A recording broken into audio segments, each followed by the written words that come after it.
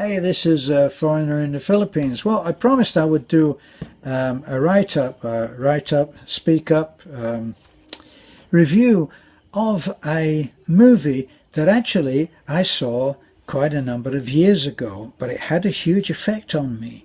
At the time, it wasn't particularly that I was unhealthy because, as most of you who have seen more than one video will know, I'm not into drugs. I don't smoke and I don't drink. Yes, I'm a boring old fart, and I'm also pretty healthy. So I must have been doing something right. But a little while ago, I was working out at the gym and getting pretty fit, which I'm still intending to do my 100-day challenge. So anybody that's saying, yeah, well, what about your 100-day challenge? Well, I will do it, and very soon. But right now, this documentary, sort of privately made movie is called Fat, Sick and Nearly Dead. Now, it's an unfortunate, it's a true title, but it's an unfortunate one, because if you recommend this to anyone, they immediately say, well, I'm not fat, sick and nearly dead, and that's not really the point. I have this problem any time that I say something like recently I said about alcohol. I'm in the Philippines. Filipino men, I think it will be agreed, when they get together and they start whooping it down, are not the safest. It's not the safest place to be, and I try to make the point that I keep myself out of those areas. Somebody, let me see, Forever Young, I think, said, "Oh well, that means that we can never hang out together." Oh, no, it doesn't. No, it doesn't, because I can. When I was in the UK, I would love to go out on a Sunday afternoon, go to a pub, have a lager and lime. Yes, I'm a terrible raver when I get going, and a pork pie and some pickle, and the kids would play in the garden, and I would have a great time. Did I have to have 10 lagers and limes, getting less and less on the lime? No, I didn't. So don't take it to the extreme in a personal way. This movie, Fat, Sick and Nearly Dead, take it in. It's by an Australian man. The Australian man found himself in that situation that he described himself as fat, sick and nearly dead. Now, he gives an account of what his life was before. He was a party boy. He was a little bit of an Elvis Presley when it came to wolfing down cartons of ice cream and cakes and everything in excess. And why not? He was a successful businessman with a good business and had money, as will be shown later in the movie. Now, he was on a lot of medication. The downside of this, Mr. Party Boy, was that he was getting sicker and sicker. He had a lot of things wrong. I won't go into, I can't remember because it's quite a few years ago, but it does come up every so often, this movie, for me. He actually was taking many, many different kinds of medication to handle different conditions that he was suffering from. And he suddenly realized that he couldn't go on like this, that he was quite a young man. I'm taking it that he was in his late 30s, maybe 40s, mid-40s. And he couldn't go on like this because he was going to die. He was slowly killing himself with his excesses. So what he did was he used his sense of excess and he went to America, and then he travelled around America, and he had a juicer, And what he did was, he obviously had a team or a photographer with him who videoed him being good with people. He's good with people, personable and funny, and able to get people to talk. And he went on the juicer full time. No, nothing but the juice. The juice, the whole juice, and nothing but the juice. And he used his juicer, and that's what he did. And he did that for something like 3 or 4 months. And while he was doing that, he toured around America, and he went to various cities, and he searched out people and said, what do you think about this? You know, what's your habits for eating? And he chose thin, fat, and everything in between for people to talk to. And along the way he met some other people, like a truck driver, and he met this truck driver who had also come to the conclusion almost that he was going to die, because he was over 400 pounds, and working out for him was walking from his truck to the motel room and back. And that was working out for him. He couldn't walk for 5 minutes.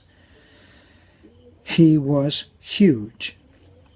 Now, when our friend, the Australian, met him, they talked, and he said, I think what you're doing is great, Aussie, but I can't do that.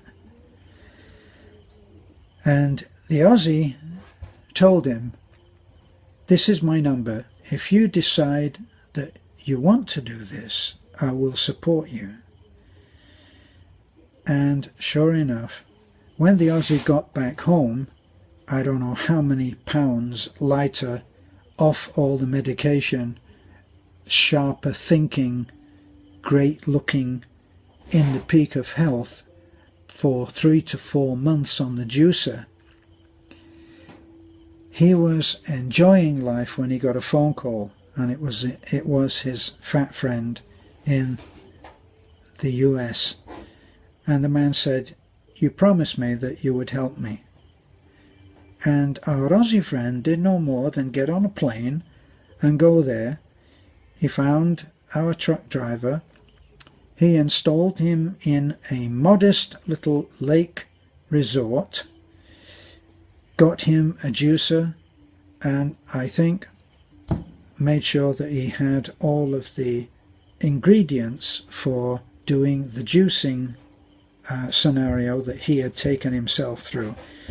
And the success story is there that the truck driver actually lost some incredible amount of weight and got healthy. Now, before he went on that program with the juicer, the Aussie took him to a specialist in health, and they had all the tests done. And then you were privy to that interview with the doctor, and then the $1 million question: what will happen if he doesn't change? And the doctor says, well, he's going to die. So that was kind of like instrumental in making the man decide that maybe he'd better do something. And so, as I say, they installed him at this resort, and he stayed there until he'd succeeded. And he did succeed. He gave his job up as a truck driver and started to lecture about how people could get healthy. Now, he had a very good way of showing how much weight he had lost in terms that people don't normally think about, and that is the amount of weight that he was carrying around with him. And he did it by showing a great number of, I think it was either 6 or 8 bowling balls. Now, Anybody who's ever gone to a bowling alley knows that those things weigh a ton. And yet this man had been carrying, I don't know, 6 or 8 of these in weight around with him all the time. Now, he tried to get his brother to also do it, and his brother was interviewed by the Aussie, and the Aussie said, well, how about you? I said, I'm really glad my brother is doing this. He said, but nah, I like my beer, I like my food, you know, I know I'm overweight, but hell, you know, we only live once, and all of that, you know, all that kind of patter that we all use from time to time.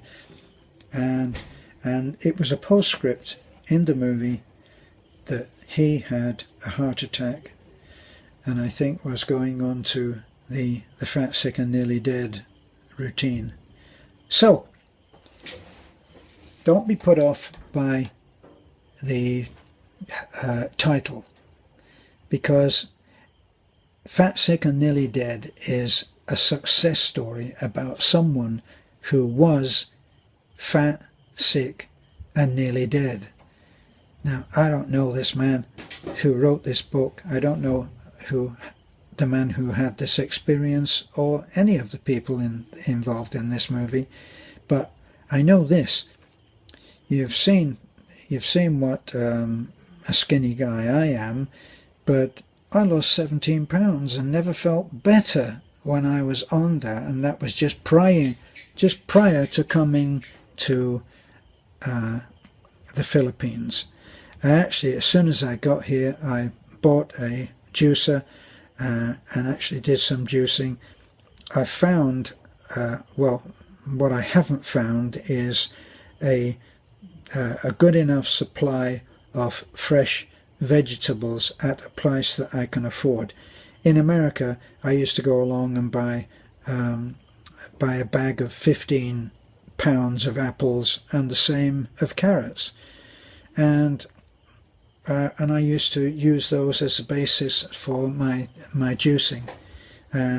Then what I found in the end was I used to have one cooked meal in the evening, and all that I would use would be, I would use a little meat, say from half a tuna can, or the small cans of tuna or chicken, and I would use those in my mix of very lightly cooked, I guess you would call them flash fried, and I used a little olive oil, and I just cooked very lightly all of the things that I put in the juice during the day, plus a little, and then I'd have some rice.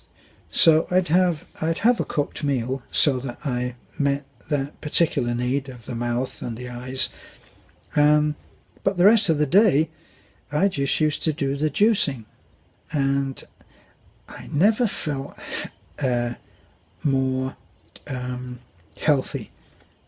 Haven't felt more healthy since. In fact, Beth and I are talking now that once we come back from vacation, I'm gonna get a kitchen made. We don't have a kitchen right now. I need to build a kitchen. We can have simple cooking. We have a 2-burner cooker, which is electric, and which certainly I can do what I was doing in Florida just as well there as I was doing it in Florida. So we're going to get down to doing that as soon as I can get a kitchen organized, and I'll be letting you know how that goes too. Beth needs it for health. She doesn't need it for looking good, because she looks wonderful, but she'll put on a little bit of weight, and it usually goes on her face, which she hates.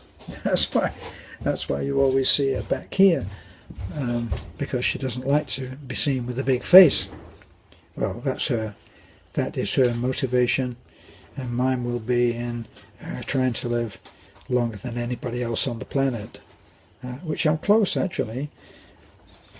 This is a foreigner living in the Philippines, and I'll be back. Bye for now.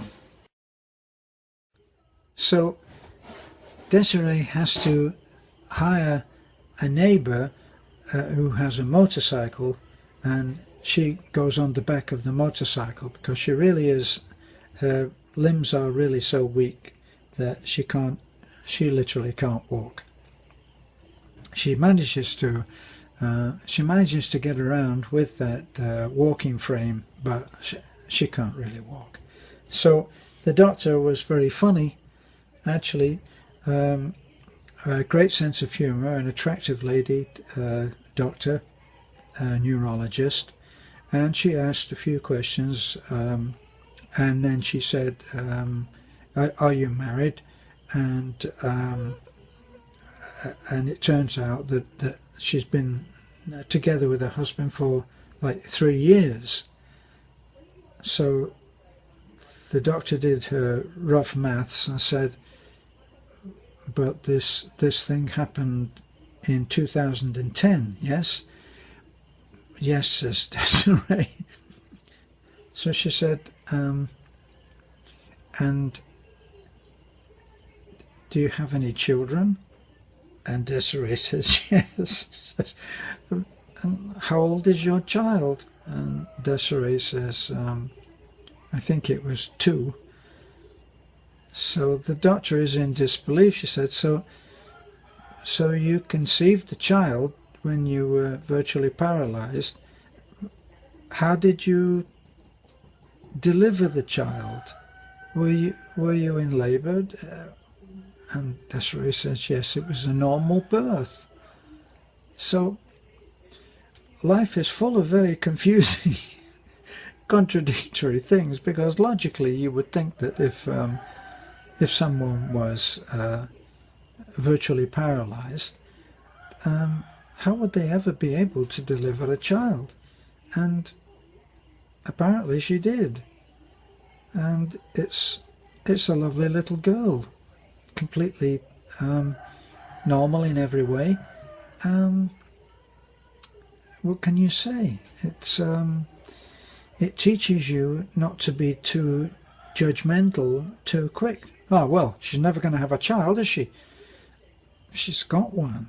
Or she's never going to have a fella, is she? She's got one. She's never going to be happy and cheerful, is she?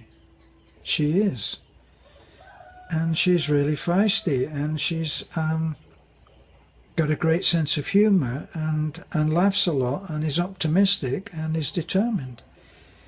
Well, the really great thing that the doctor said was, well, we'll have to get you those 2 tests, one for a cranial kind of scan of some kind, and then another one, an MRI, I think.